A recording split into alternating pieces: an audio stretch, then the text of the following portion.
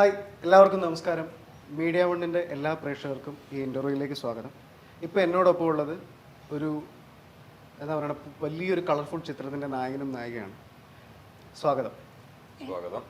ഏറ്റവും വലിയ സന്തോഷം എന്ന് വെച്ചാൽ ഞാൻ ഈ ചിത്രത്തിൽ ഇവരോട് ചെറിയൊരു വേഷം ചെയ്തിട്ടുണ്ട്. അപ്പം ഇന്നിപ്പം ആങ്കറായിട്ട് ഞാൻ ഇരിക്കുന്നു. ചോദ്യോത്തരങ്ങൾ നമ്മൾ പറയണം. ഞങ്ങൾ മസിൽ പിടിക്കണ്ട, ഫ്രീ. അപ്പം എൻ്റെ ഫസ്റ്റ് ചോദ്യം ഇത്രയാണ്.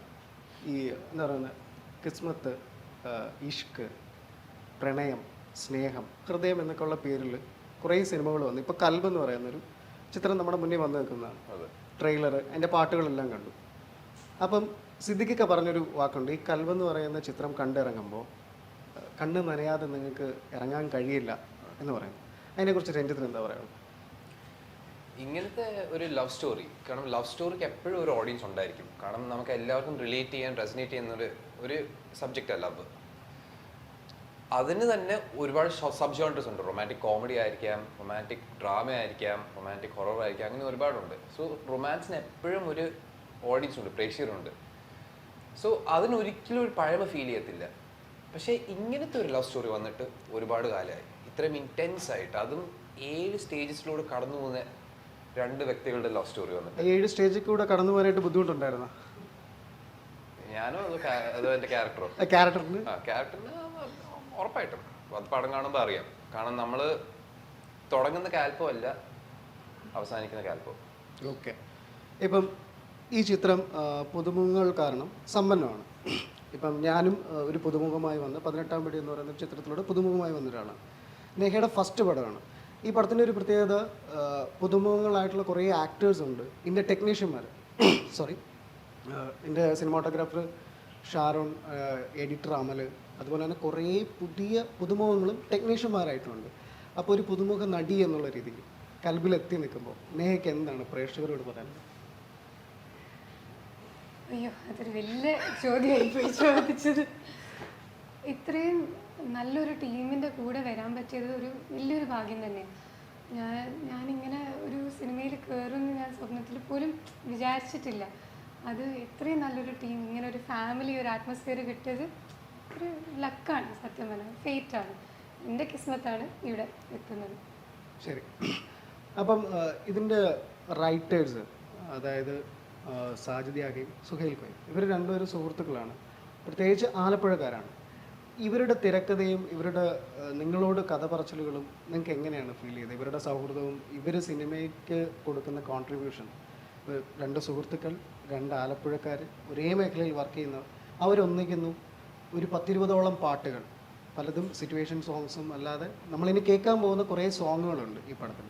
എനിക്ക് തോന്നുന്നു ഹൃദയം കഴിഞ്ഞിട്ട്, ഹൃദയം എന്ന് പറയുന്നത് വിനീത് ശ്രീനിവാസൻ സംവിധാനം ചെയ്ത് കഴിഞ്ഞിട്ടുള്ള, അതിനുശേഷം എത്രയോ പാട്ടുകളുള്ളൊരു സിനിമ കൽബാണെന്നാണ് തോന്നുന്നത്. കൽബിലെ പാട്ടും സൗഹൃദവും ഈ എഴുത്തുകാരെയും സംവിധാനം കുറിച്ചിട്ട് എന്താണ് നേഹയ്ക്കും രഞ്ജിത്തിനും പറയാം? അതുകൊണ്ട് തന്നെയാണ് കൽബ് ഇത്രയും ഡിഫറെൻ്റ് ആയിട്ട് നിൽക്കുന്നത്. സാജിദ് ഖാൻ്റെയും സുഹൈൽ ഖാൻ്റെയും ആ ഒരു ഫ്രണ്ട്ഷിപ്പിലാണ് ഈ കഥ എഴുതുന്നതും ഈ കഥ വിഷ്വലൈസ് ചെയ്യുന്നതും ഇപ്പോൾ പ്രസൻറ്റ് ചെയ്യുന്നതും അത് തന്നെയാണ്.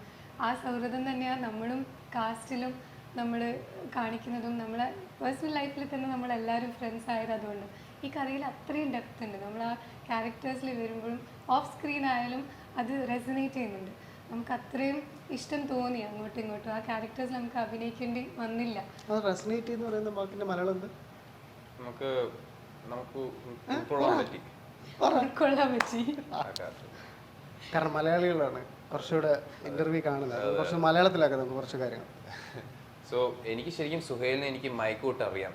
നമ്മുടെ മൈക്കിൻ്റെ ഒരു പാട്ട് എഴുതിയിട്ടുണ്ട്. സോ പുള്ളീനെ കണ്ടപ്പം തന്നെ ഒരു പ്രത്യേക രീതിയിലാണ് പുള്ളി ഡ്രസ്സ് ചെയ്യുന്നത്. ഒരു ക്യാപ്പും ഭയങ്കര ലൂസ് ഷർട്ടും ഒരു ഭയങ്കര ഫ്രീക്ക് എന്ന് പറഞ്ഞാൽ ഭയങ്കര, നമുക്ക് പുള്ളിനെ കാണുമ്പോൾ അറിയാം ഏത് ക്രൗഡിൽ നമുക്ക് തിരഞ്ഞെടുക്കാം ഇത് പുള്ളി തന്നെയാണെന്ന്.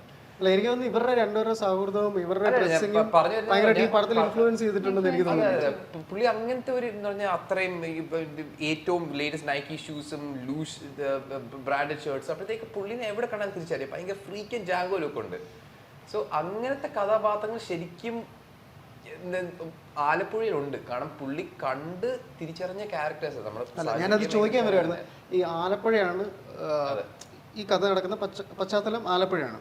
നമ്മൾ സാധാരണ ആലപ്പുഴ കണ്ടിട്ടുള്ള കേരളത്തെ കാണിക്കാനായിട്ട് വള്ളംകളിയും ബോട്ട് ഹൗസും കൃഷിപ്പാടങ്ങളും നെൽപ്പാടങ്ങളും പിന്നെ കുറേ എന്താ പറയുക അങ്ങനത്തെ ഷോട്ടും ഒക്കെയാണ്, കായലും ഒക്കെയാണ് നമ്മൾ സാധാരണ കാണിക്കാറുള്ളത്. അപ്പോൾ കൽബിൽ വന്നു വെക്കുമ്പം എന്താണ് ആലപ്പുഴ എന്ന് പറയുന്ന ഒരു സ്ഥലത്തിന്റെ പ്രത്യേകത എന്താണ്, കൽബിന് പ്രാധാന്യമാണ്? പറഞ്ഞ പോലെ തന്നെ ഇങ്ങനത്തെ കാരണം സുഹേൽ ഒരു ആലപ്പിക്കാരനാണ്. സോ ആലപ്പുഴയ്ക്ക് ഇങ്ങനത്തെ ഒരു സ്റ്റൈലും ഉണ്ട്. ഇങ്ങനത്തെ ഫ്രീക്കും പയ്യന്മാരും ഭയങ്കര ഒരുപാട് വെസ്റ്റേൺ ഇൻഫ്ലുവൻസ് ഉള്ള ഒരു സ്റ്റൈൽ, ഒരു റീജിയൻ ഉണ്ട്. ഇതുവരെ ഒരു പടം അത് എക്സ്പ്ലോർ ചെയ്തിട്ടില്ല. എനിക്ക് തോന്നുന്നു ഒരുപാട് ആൾക്കാർ അതിനെപ്പറ്റി അറിയത്ത് പോലും ഇല്ല. കാരണം നമ്മൾ മിക്ക സമയം നമുക്ക് ഫോർട്ട് കൊച്ചിയിൽ ഒരുപാട് ഇങ്ങനത്തെ ആൾക്കാരുണ്ട്, മലപ്പുറത്തെ ആൾക്കാർ. പക്ഷെ ആലപ്പുഴയ്ക്ക് ഇങ്ങനത്തെ ഒരു സൈഡുണ്ട്. സോ ഇതിനൊരു ബ്യൂട്ടി ഉണ്ട്, ഒരു വൈബ്രൻസ് ഉണ്ട്. ബ്രോ പറഞ്ഞ പോലെ ഒരു വളരെ കളർഫുൾ ആയിട്ടുള്ള ഒരു രീതിയിലാണ് ഇത് അവതരിപ്പിക്കാൻ പറ്റുന്നത് നമുക്ക് സ്ക്രീനിൽ. അതിൻ്റെ അപ്പുറം ഇപ്പോൾ നമ്മൾ സുഹേൽക്കാരെ കുറിച്ച് തന്നെ പറഞ്ഞാൽ ഭയങ്കര കളർഫുൾ ആണ് ഡ്രസ്സിങ് എന്നൊക്കെ പറഞ്ഞാൽ, പക്ഷെ അതിൻ്റെ ഉള്ളിൽ വേറൊരു സൈഡ് ഉണ്ട്. നമ്മൾ ഉറുദുവിൽ എഴുതുന്നതും ഷായറി ചെയ്യുന്നതും ആ ഒരു ഡെപ്ത് ഉണ്ട്. അത് തന്നെയാണ് ഈ ഫിലിമും. ആ ഒരു കളർഫുൾ പാക്കേജിങ്ങിൻ്റെ ഉള്ളിൽ ഒരു ഡെപ്ത് ഉണ്ട്, ഒരു സ്റ്റോറി ഉണ്ട്, ഒരു ആഴമുണ്ട്. അതാണ് കല. അപ്പം അതുപോലെ തന്നെ എനിക്കൊരു ചോദിക്കാനുള്ള ഒരു ചോദ്യം വെച്ചാൽ, ഇപ്പം രഞ്ജിത്തിന്റെ രണ്ടാമത്തെ ചിത്രം, നേഹയുടെ ഫസ്റ്റ് പടം, ഇപ്പം കുറേ സീനിയേഴ്സ് ആയിട്ടുള്ള ആക്ടേഴ്സും ഉണ്ട്. ഇത് പുതിയതായിട്ട് അഭിനയിക്കുന്ന കുറേ ഇൻഫ്ലുവൻസ് ആയിട്ടുള്ള ആൾക്കാരുണ്ട്. ഇപ്പം യൂട്യൂബിൽ ഭയങ്കര ഫേമസ് ആയിട്ടുള്ള കാർത്തിക് ശങ്കർ, അപ്പോൾ ഇൻസ്റ്റാഗ്രാമിൽ ഫേമസ് ആയിട്ടുള്ള ചൂരൽ ടീം, ജാസിം, പിന്നെ ഷമീർ. അതിൽ ഓൾറെഡി കുറേ സിനിമകളിൽ അഭിനയിച്ചിട്ടുള്ള അപ്പോൾ ഇൻഫ്ലുവൻസ് ആയിട്ടുള്ള കുറേ പേരുണ്ട്. ഇവരുമായിട്ടുള്ള ഒരു എന്താ പറയുക ആക്ട് ചെയ്യുന്ന സമയത്തും ഇന്ററാക്ഷനും ഒക്കെ എങ്ങനെയായിരുന്നു? അമ്മി എന്ന് പറഞ്ഞ ഒരാളുണ്ടല്ലോ, നമ്മളെക്കാൾ എത്രയോ എക്സ്പീരിയൻസ് ഉള്ള ഒരു ആക്ടർ. ആ ഇൻഫ്ലുവൻസ് ആയിട്ടുള്ള ആളുകൾ വന്നു കുറച്ചുകൂടെ അവർ ഭയങ്കര എന്താ പറയുക കുറച്ചുകൂടെ ആൾക്കാരെ അറിയാം. ചിലപ്പോൾ ഫോട്ടോ വെളിയിലൊക്കെ ഷൂട്ട് കിടക്കുന്ന സമയത്ത് ഇവരെ മാത്രം വന്ന് സെൽഫി എടുക്കുന്നു, ഇവരോട് മാത്രം വന്ന് സംസാരിക്കുന്നു. അപ്പോൾ ആ സമയത്ത് അങ്ങനെ എന്തെങ്കിലും പക്ഷേ നമ്മളെ ആരും തിരിച്ചറിയുന്നില്ല, അങ്ങനെ എന്തെങ്കിലുമൊക്കെ തോന്നിയിട്ടുണ്ടോ? അങ്ങനെ നമുക്ക് ഓബിയസ്ലി നമുക്ക് എല്ലാവർക്കും നമുക്കൊരു വർക്ക്ഷോപ്പ് ഉണ്ടായിരുന്നു. ശരിക്കും പറഞ്ഞാൽ ഞാൻ അത്രയ്ക്ക് എക്സ്ട്രീംലി ഔട്ട് ഗോയിങ് പേഴ്സൺ അല്ല. I keep to myself lot. So എനിക്ക് വിചാരിച്ചു ഇവർ ജാടത്തണ്ടി ആയിരിക്കും, അത്രയ്ക്കും സംസാരിക്കത്തില്ല അങ്ങനെയൊക്കെ തോന്നി. പക്ഷെ ഞാൻ അങ്ങനെയല്ല. സോ എനിക്ക് അല്ല ഞാൻ ഐ മീൻ ആൾക്കാർ അങ്ങനെ വിചാരിക്കാൻ പറ്റും. കാരണം പക്ഷെ ഈ വർക്ക്ഷോപ്പിലൂടെ എനിക്ക് തോന്നുന്നു ഇപ്പം കുറച്ച് കൂടുതൽ ക്ലോസ് ആയി പോയി. ഇന്റർവ്യൂ എടുക്കുമ്പോഴും അവിടുന്ന് തുടങ്ങിയപ്പോഴത്തേക്ക് എനിക്ക് കുറച്ച് ഒരു ഇതുണ്ടായിരുന്നു, ഇവരോട് എനിക്ക് സിങ്ക് ആവുമോ ഇല്ലയോ എന്നൊരു പേടി ഉണ്ടായിരുന്നു. പക്ഷെ നമ്മുടെ വർക്ക്ഷോപ്പ് ഒരുപാട് നമ്മളെ ഹെൽപ്പ് ചെയ്തു. പിന്നെ ഇപ്പം പറയണ്ടല്ലോ, നിങ്ങൾ തൂക്കമല്ലേ എല്ലായിടത്തും. സോ പക്ഷേ അവിടെ നിന്ന് ഇങ്ങോട്ട് വരാൻ ഒരു കംപ്ലീറ്റ് 180. ശരിക്കും പറഞ്ഞാൽ നമ്മൾ ആരും പ്രതീക്ഷിച്ചില്ല ഈ രീതിയിൽ നമ്മുടെ ഒരു റിലേഷൻഷിപ്പ് ഇവോൾവ് ചെയ്യുമെന്ന്. അത് ശരിക്കും ഇറ്റ്സ് എ ബ്യൂട്ടിഫുൾ തിങ്. ഇപ്പം രഞ്ജിത്ത് ഭയങ്കരമായിട്ട് എന്താ പറയുക ഫിസിക്ക് ഭയങ്കരമായിട്ട് നോക്കുന്ന ഒരാളാണ്. നേരിട്ട് കണ്ടുകൊണ്ട് ഞാൻ ചോദിക്കുക, സത്യത്തിൽ അന്ന് നിന്റെ കാലിന് ഫ്രാക്ചർ ഉണ്ടാവാനുള്ള കാരണം എന്താ? ആ ഫൈറ്റ് ഉണ്ടായ സമയത്ത് ആവേശം കൂടിയതാണോ അതോ ഡ്യൂപ്പില്ലാതെ ഞാൻ തന്നെ ചെയ്യണം എന്നുള്ള? അത് ഡീറ്റെയിൽസ് പോയാൽ അത് ശരിക്കും ഞാൻ പ്രാക്ടീസ് ഞാൻ നന്നായി ചെയ്ത ഒരു ചവിട്ടി ലാൻഡ് ചെയ്യണം. അത് ശരിക്കും പറഞ്ഞാൽ അത് ടൈമിങ്ങിന്റെ തെറ്റായിരുന്നു. പിന്നെ വേറൊരു കാര്യമുണ്ട്, ഞാൻ ചവിട്ടുന്നതാണ് നമ്മൾ സച്ചിൻ.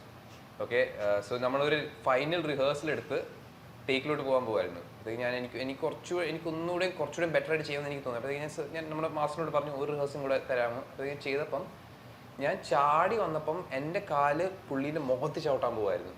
ഞാൻ ചെസ്റ്റിലാണ് ചവിട്ടുണ്ട്, അപ്പോൾ അവിടെ പാഡ് കിടക്കുന്നത്. അപ്പോഴത്തേക്ക് ലാസ്റ്റ് മിനിറ്റ് ഞാൻ കാല് എന്താ പറഞ്ഞാൽ മാറ്റാൻ നോക്കിയപ്പം എൻ്റെ ഈ ലാൻഡിങ് കാലിൻ്റെ ശ്രദ്ധ തെറ്റി. അപ്പോഴത്തേക്ക് ലാൻഡ് ചെയ്യപ്പം മടങ്ങിപ്പോയി.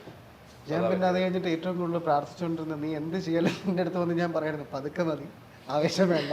കാരണം ഏറ്റവും ഭയങ്കരമായിട്ട് ഞാൻ കഷ്ടപ്പെട്ടിട്ടുണ്ട്, നിനക്ക് എന്തെങ്കിലും പറ്റി ഈ മുടിയും വെച്ചായിരിക്കണം എന്നുള്ളതാണ്. അപ്പം രഞ്ജിത്ത് എന്തുകൊണ്ടാണ് ഇവിടെ പല നടന്മാരും ഡ്യൂപ്പ് വെച്ചിട്ടൊക്കെ ചെയ്യുന്ന സമയത്ത് ഞാൻ രഞ്ജിത്തിൻ്റെ ഒരു ആവേശം കണ്ടിട്ടുള്ളതെന്ന് വെച്ചിട്ടുണ്ടെങ്കിൽ ഭയങ്കര ഡെഡിക്കേറ്റഡ് ആയിട്ടാണ് രഞ്ജിത്ത് നിൽക്കുന്നത്. ഇപ്പോൾ രാവിലെ ജിമ്മിൽ പോവുക, ഡയറ്റ് നോക്കുക. അപ്പോൾ ഞാൻ വേറൊരു അടുത്ത് ഞാൻ ചോദിച്ചാണ് ഈ ചോദ്യം, നായകനായി മാത്രമേ അഭിനയിക്കുള്ളൂ, ഒരു നെഗറ്റീവ് റോൾ കിട്ടിയാലും രഞ്ജിത്ത് ചെയ്യും? ഞാൻ പറഞ്ഞ പോലെ തന്നെ ഇത് ശരിക്കും ഒരു ക്യാരക്ടർ എനിക്ക് ഉൾക്കൊള്ളാൻ പറ്റണം. എന്നാലും എനിക്കൊരു ഇൻട്രസ്റ്റ് തോന്നണം ഈ ക്യാരക്ടറിനെ എക്സ്പ്ലോർ ചെയ്തെടുക്കാൻ. അത് നായകനായിരിക്കാം. അത് എൻ്റെ അടുത്ത് ഞാൻ പറഞ്ഞ പോലെ തന്നെ നമ്മളൊരു ക്യാരക്ടർ ചെയ്യുമ്പം നമുക്ക് തോന്നണം ഈ ക്യാരക്ടർ കണ്ടാൽ നമ്മൾ ഈ ക്യാരക്ടറിനെ തിരിച്ച് വീട്ടിൽ കൊണ്ടുപോകും. നായകനാവാൻ, വില്ലനാവാൻ, ഒരു സെക്കൻഡ് ഹീറോ ആവാൻ, ആരെങ്കിലും ആവാം. പക്ഷെ ആ ക്യാരക്ടറിന് എന്നെ ഒരു ആർട്ടിസ്റ്റ് എന്ന നിലയിൽ എന്നെ ചാലഞ്ച് ചെയ്യണം, ആ ചാലഞ്ച് എന്നെ എക്സൈറ്റ് ചെയ്യിപ്പിക്കണം. അതാണ് ഞാൻ നോക്കുന്നത്. ഓക്കെ, നേഹ ഇപ്പം പഠിച്ചുകൊണ്ടിരിക്കുകയാണ്. ആ പഠനം പുറത്താണ്, UK യിലാണ്. അപ്പോൾ പഠനം കഴിഞ്ഞ് വന്നിട്ടേ ഇനി സിനിമയുള്ളൂ? അതിൻ്റെ ഇടയ്ക്കും സിനിമയും പഠനം ഒരുമിച്ച് കൊണ്ടുപോകാനുള്ള പ്ലാനാണ്. ഇപ്പോൾ നല്ല സ്ക്രിപ്റ്റ്സ് വന്നാൽ അത് ടൈമിങ് നോക്കി ചെയ്യും. അപ്പം നിങ്ങളോട് രണ്ടുപേരോടും കൂടെ ചോദിക്കുകയാണ്, ഇനി കൽബിലെ ടീമുമായിട്ട് ഇനി ഒരു അടുത്തൊരു ചിത്രം നമുക്ക് പ്രതീക്ഷിക്കാമോ പ്രേക്ഷകർക്ക്? എനിക്കൊരു ചാൻസ് ഉണ്ടാവുമോ? വൈകാതെ വരട്ടെ. ഇപ്പം കാർത്തിക്കിൻ്റെ വേറൊരു പടവും ചെയ്തു. ഇനിയിപ്പോൾ ചെയ്യാനുള്ളത് ചൂര ടീമിന് ജാസിമ ഷമീർ, പിന്നെ ഞാൻ. അപ്പം കൽബ് ടീമിനോട് ഒരു അടുത്തൊരു പടം കൂടി നമുക്ക് പ്രതീക്ഷിക്കാം അല്ലേ? അപ്പം ഇപ്പം നമ്മൾ അഭിനയിക്കുന്നവരെ കുറിച്ച് പറഞ്ഞു. അപ്പം ഇതിൻ്റെ പിന്നിൽ പ്രവർത്തിക്കുന്ന ഇപ്പം സിനിമാറ്റോഗ്രാഫർ ഷാരോൻ്റെ ഫസ്റ്റ് പടം പല്ലോട്ടിയാണ്. പല്ലോട്ടിക്ക് അത് പ്രൊഡ്യൂസ് ചെയ്തേക്കുന്ന സാദിക്കയാണ്. അതിന് കുറേ സ്റ്റേറ്റ് അവാർഡ് കിട്ടി. ഇതിൻ്റെ എഡിറ്റർ അമൽ പുതിയ ആളാണ്. അങ്ങനെ കുറേ പേര് പുതിയതുണ്ട്. ഈ ബാക്കിലുള്ള ടെക്നീഷ്യന്മാരെ കുറിച്ച് എന്താ പറയാനുള്ളത്? അത് അവരും പുതുമുഖങ്ങളാണ്. ഇത് സ്ക്രീനിൽ നിൽക്കുന്നവർ മാത്രമല്ല. എടുത്ത ഈ പടം ഫ്രൈഡേ ഫിലിം ഹൗസ് മലയാളത്തിലെ one of the best balance 20th film, അവർക്കൊരു മൈൽ സ്റ്റോണാണ്. പിന്നെ ഇതൊരു നിസ്സാര പടമല്ലേ, വലിയ ക്യാൻവസ് നമ്മൾ എടുത്തേക്കുന്നത്. ഇത് വലിയ റെസ്പോൺസിബിലിറ്റിയാണ് നമുക്ക് മാത്രമല്ല, ടെക്നീഷ്യൻസിന്. പിന്നെ അമലും ഷാരനും ഇതുവരെ രണ്ടും ചെയ്തിട്ടുള്ളൂ. പല്ലോട്ടി അമലിന്റെ ഫസ്റ്റ് പടം. രണ്ടാമത്തെ പടം ഇത് ചെയ്യാൻ വേണ്ടി അവർക്ക് ഒരുപാട് റെസ്പോൺസിബിലിറ്റി ഉണ്ട്. കാരണം നമ്മൾ അത്രയ്ക്ക് പ്രതീക്ഷയുള്ള ഒരു പടം, ഒരുപാട് ആൾക്കാർ ഇൻവെസ്റ്റ് ചെയ്യുക, അത്രയ്ക്ക് വലിയ ക്യാൻവസിലാണ് നമ്മൾ ചെയ്യുന്നത്. അപ്പോഴത്തേക്ക് അത്രയ്ക്ക് എക്സ്പീരിയൻസ് ഇല്ലാതെ രണ്ടാമത്തെ പടം തന്നെ ഇങ്ങനെ ചെയ്യാൻ അത് ശരിക്കും നിസ്സാര കാര്യമല്ല. അവർ നന്നായി പണിയെടുത്തിട്ടുണ്ട്. അത് പടത്തിലും ട്രെയിലറിലും ഉണ്ട്, നമ്മുടെ ഫ്രെയിംസിലും ഉണ്ട്. കാരണം ദാറ്റ് ജസ്റ്റ് ഷോസ് നമ്മൾ വർക്ക് ചെയ്യുന്ന ആൾക്കാർ ആത്മാർത്ഥമായിട്ട് അവർ വർക്ക് ചെയ്യുന്നത് എന്ന് പറഞ്ഞാൽ അത്രയ്ക്ക് പാഷനറ്റ് ആയിട്ടുള്ള ഒരുപാട് പൊട്ടൻഷ്യലുള്ള വ്യക്തികൾ. ഇനിയും അവർ നന്നായി വരത്തേ ഉള്ളൂ ഈ പടം കഴിഞ്ഞിട്ട്. അപ്പം ഞാൻ രഞ്ജിത്തിനോട് ഒരു പേഴ്സണലി ആയിട്ടുള്ളൊരു ചോദ്യമാണ്, ചിലപ്പോൾ അത് പ്രേക്ഷകരും ആഗ്രഹിക്കുന്നുണ്ടായിരിക്കും ആ ചോദ്യം. 2019 ഈ പടം അനൗൺസ് ചെയ്ത സമയത്ത് മറ്റൊരു നടനായിരുന്നു, അദ്ദേഹത്തിൻ്റെ പേര് പറയുന്നത് തെറ്റുണ്ടോ എന്ന് എനിക്കറിയത്തില്ല, ഷൈൻ നിഗമായിരുന്നു. അത് ചോദിക്കാൻ കാരണം വെച്ചാൽ ഈ പടത്തിൻ്റെ ട്രെയിലറും പാട്ടുകളും എല്ലാം ഇറങ്ങി വന്ന സമയത്ത് കുറേ പേര് വന്ന് കമൻസ് ചെയ്യുന്നുണ്ട്. അപ്പം രഞ്ജിത്ത് ആ കമൻസിനെയും അല്ലെങ്കിൽ അതിന് എങ്ങനെയാണ് രഞ്ജിത്ത് നോക്കിക്കാണുന്നത്? എനിക്ക് അങ്ങനെ ഞാൻ നോക്കത്തില്ല. കാരണം at the end of the day ഒരു ആക്ടർ ഒരു ക്യാരക്ടർ ചെയ്യുമ്പം മറ്റേ ഒരാൾ ആ സെയിം ക്യാരക്ടർ ചെയ്യുമ്പം ഒബ്വിയസ്ലി ഒരു ഡിഫറൻസ് ഉണ്ടായിരിക്കും. ഞാൻ എൻ്റെ ഫ്ലേവറാണ് ഈ ക്യാരക്ടറിന് കൊടുത്തത്. കാരണം പടം at the end of the day ഞാനാണ് ചെയ്തത്. So obviously as an actor എനിക്ക് പുള്ളീൻ്റെ കൂടെ കുറച്ച് ക്യാരക്ടറിനോട് റെസനേറ്റ് ചെയ്യാൻ എന്ന് പറഞ്ഞാൽ കുറച്ച് റിലേറ്റ് ചെയ്യാൻ ഒരുപാട് കോമൺ പോയിന്റ്സ് ഉണ്ട്. അത് ചാനലൈസ് ചെയ്താൽ ഞാൻ പുള്ളീനെ അവതരിപ്പിച്ചത്. പറയുമ്പോൾ ഷെയ്ൻ നിഗമോ ആരെങ്കിലും ക്യാരക്ടർ ചെയ്താൽ പുള്ളി വേറെ രീതിയിലായിരിക്കും ചെയ്യുന്നത്. At the end of the day acting നമ്മൾ പെർസീവ് ചെയ്യുന്ന അനുസരിച്ചിരിക്കും. ഞാൻ എൻ്റെ ഏറ്റവും ബെസ്റ്റായിട്ട് ചെയ്തു, ബാക്കി ഓഡിയൻസിനായില്ല. ഓക്കെ, അത് ഞാൻ ചോദിക്കാൻ കുറിച്ച് ഇവിടെ പലരും സിനിമയിൽ അഭിനയിക്കുന്ന സമയത്തുണ്ട് ആ നടൻ ചെയ്തിരുന്നേ കൊള്ളായിരുന്നു, ഈ നടച്ച് നമ്മൾ പുതുമുഖങ്ങൾ എന്ന് പറയുന്ന സമയത്ത് നമ്മളെ കാണാൻ കുറച്ച് അല്ലെങ്കിൽ നമ്മളെ എന്താ പറയുക അക്സെപ്റ്റ് ചെയ്യാൻ ഭയങ്കര മടിയാണ്, പ്രത്യേകിച്ച് മലയാളികൾ കീറി മുറിച്ച് സംസാരിക്കുന്ന അല്ലെങ്കിൽ പോസ്റ്റ്മോർട്ടം ചെയ്ത് നമ്മളെ വീട്ടിൽ ഇരുത്തി കളയുന്ന കൊണ്ട് ചെയ്യും, നമ്മളും ചെയ്യുന്നത് തന്നെയാണ്. അപ്പം ഞാൻ അത് ചോദിക്കാൻ കാരണം വെച്ചാൽ ഈ ട്രെയിലറും പാട്ടും എല്ലാം ഇറങ്ങുന്ന സമയത്ത് നമ്മൾ എൻ്റെയും കൂടെ ചിത്രമായതുകൊണ്ട് ഞാനിത് കാണുമ്പോൾ അടിയിലുള്ള കമൻസ് ഒക്കെ വായിക്കും. അപ്പം ഞാൻ ചോദിക്കാൻ വെച്ചാൽ അങ്ങനെ ഒരു ടെൻഷനോ പേടിയോ ഒന്നുമില്ല രഞ്ജിത്ത്? എൻ്റെ ഓരോ ടെൻഷൻ സാജിദിനെ ഹാപ്പി ആക്കാൻ പറ്റുമോ അതുകൊണ്ട്. ഓക്കെ, അപ്പം കൽബ് ഇറങ്ങുമ്പോൾ പ്രേക്ഷകരോട് നായകനും നായികയ്ക്കും കൽബിനെ കുറിച്ച് പറയാനുള്ളതെന്ന് ഇതുവരെ ആരോടും പറയാത്ത, ഒരു ഇൻ്റർവ്യൂവിലും പറയാത്ത, നിങ്ങളുടെ പേഴ്സണലായിട്ടുള്ള നിങ്ങളുടെ ഹൃദയത്തിൽ നിന്ന് നിങ്ങളുടെ കൽബിൽ നിന്ന് പറയാൻ എന്താണുള്ളത് പ്രേക്ഷകരോട്? എനിക്ക് പറയാനുള്ളത്, ഞാൻ ഇതുവരെ വേറെ എവിടെയും ഇത്രയും ഒരാളെ കുറിച്ച് ഇങ്ങനെ ഇഷ്ടം പറയുന്നത് ഞാൻ കേട്ടിട്ടില്ല. ഏക ഒരാൾ സാജിദ് ഖാൻ. ഞാൻ ഇപ്പോഴും ട്രെയിലർ ഇറങ്ങിയിട്ടും ടീസർ ഇറങ്ങിയിട്ടും ആൾക്കാർ എന്നല്ല കോംപ്ലിമെൻറ്റ് ചെയ്യുന്നത് സാജിദ് ഖാനെയാണ്. 5 കൊല്ലം സാജിദ് ഖാൻ മനസ്സിൽ വെച്ച പ്രോജക്റ്റ് നിനക്ക് കിട്ടിയല്ലോ, നീ അറ്റ്ലീസ്റ്റ് ആ ഡ്രീം ഫുൾഫിൽ ചെയ്യുന്നുണ്ടല്ലോ എന്നാണ് പറയുന്നത്. അത്രക്കും ആൾക്കാർക്ക് സാജിദ് ഖാനോട് ഇഷ്ടമുണ്ട്, അത്രയും റെസ്പെക്റ്റ് ഉണ്ട്. ആ ഡ്രീം എല്ലാവർക്കും അറിയാം. അങ്ങനെ കൊണ്ട് നടക്കുന്ന ഒരു കഥയാണ് കൽബ്. അത് നമ്മളിലൂടെ പുറത്ത് വരുന്നത് ഒരു വലിയ ഭാഗ്യമാണ്. അത് ആൾക്കാർക്ക് അത്ര തന്നെ ഇഷ്ടമാവട്ടെ. നമ്മൾ ഈ ടീമിൽ എല്ലാവരും വർക്ക് ചെയ്ത എല്ലാവരും, നമ്മുടെ ടെക്നീഷ്യൻസ് ആണെങ്കിലും നമ്മുടെ ഡാൻസ് മാസ്റ്റർ ആണെങ്കിലും എല്ലാവരും സാജിദ് ഖാനോടുള്ള ഇഷ്ടം കൊണ്ടാണ് ഇത് ചെയ്യുന്നത്. അത് നമുക്ക് കാണാൻ പറ്റും. അമലേട്ടനായാലും രാത്രി മുഴുവൻ ഇരുന്ന് പണിയെടുക്കും. എല്ലാം അത്രക്കും എഫേർട്ട് ഇടും. സാജിദ് ഖാൻ്റെ ഒരു ഡ്രീം സാധിക്കണം, ഏറ്റവും ബെസ്റ്റ് രീതിയിൽ ചെയ്യണം എന്നുള്ളത്. അതുകൊണ്ട് പ്രേക്ഷകർക്ക് അത് എക്സ്പെക്റ്റ് ചെയ്യാം. നമ്മളെല്ലാവരും നമ്മൾ 100% ഇട്ടിട്ടുണ്ട്. നമ്മളെ പ്രൊഡക്ഷൻ ഹൗസ് ആയാലും ബിഹൈൻഡ് ദ സീൻസ് ആയാലും നമ്മളെ ആക്ടിങ് ആയാലും എല്ലാം നമ്മളത് ഫുൾ ഉള്ളതൊക്കെ അവിടെ കൊടുത്തിട്ടുണ്ട്. അത്രക്കും ഇഷ്ടത്തോടെയാണ് നമ്മൾ ചെയ്യുന്നത്. അത് അവർക്ക് അങ്ങനെ തന്നെ ഇഷ്ടമാവട്ടെ, അവരുടെ നെഞ്ചിലും അത് അങ്ങനെ തന്നെ ഇരിക്കട്ടെ. ഓക്കെ.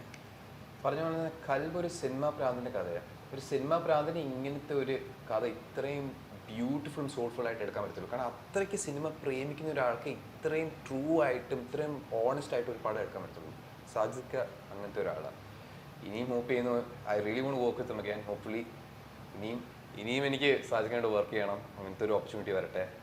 കാരണം എനിക്ക് പുള്ളീൻ്റെ കൂടെ ശരിക്കും നമുക്ക് ഒരു കണക്റ്റ് ആവുന്ന ഒരു ഡയറക്ടറിനെ കിട്ടാന്ന് പറഞ്ഞാൽ കാരണം ഒരുപാട് ഡയറക്ടേഴ്സ് ഉണ്ട് ഇൻഡസ്ട്രിയിൽ, ഒരുപാട് ആക്ടേഴ്സ് ഉണ്ട്. പക്ഷെ ഒരു സിങ്ക് കിട്ടാൻ വേണ്ടി ഒരു വളരെ പാടായിട്ടുള്ളൊരു സംഭവമാണ്. പക്ഷെ അത് ക്ലിക്കായാൽ that's the most beautiful thing. ശരിക്കും എനിക്ക് പുള്ളീൻ്റെ കൂടെ ഇനിയും വർക്ക് ചെയ്യാൻ ആഗ്രഹമുണ്ട്. ആൻഡ് ഹോപ്പ്ഫുള്ളി ഇനിയും അങ്ങനത്തെ ഒരു അവസരം വരട്ടെ ഞാൻ പ്രാർത്ഥിക്കുന്നു.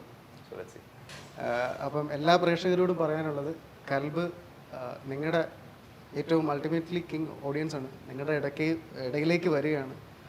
എന്താ പറയുന്നത്, ഇരുട്ടുമുറിയിലെ വെള്ളി വെളിച്ചത്തിലേക്ക് കൽബ് ജാനുവരി 12 വരികയാണ്. എല്ലാവരും പോയി പടം കാണുക. ഞങ്ങളെല്ലാവരെയും സപ്പോർട്ട് ചെയ്യുക. നിങ്ങളുടെ വിലയേറിയ അഭിപ്രായങ്ങൾ ഞങ്ങളെ അറിയിക്കുക. And thank you so much. Thank you.